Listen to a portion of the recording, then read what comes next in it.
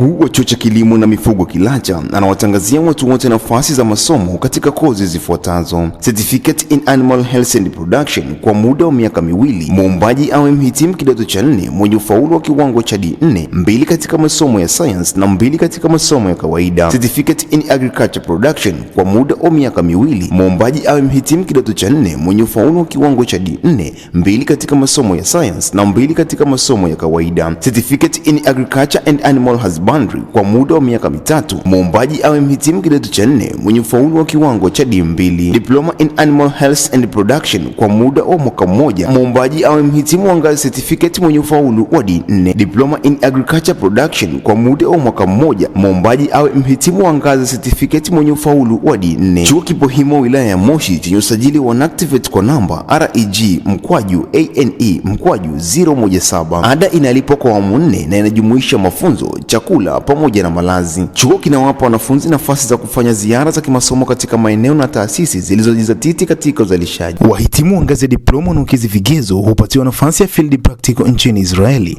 Denmark, Ujerumani, Marekani pamoja na Poland kwa mwaka mmoja. Fomu zinapatikana chuoni na kwenye tovuti ya chuo www.kilacha.co.tz au piga simu namba 0757091961 au 0754327895. Mwisho wa kufanya maombi ni mwezi Septemba na masomo yataanza kuanzia mwezi Oktoba. Wote mnakaribishwa.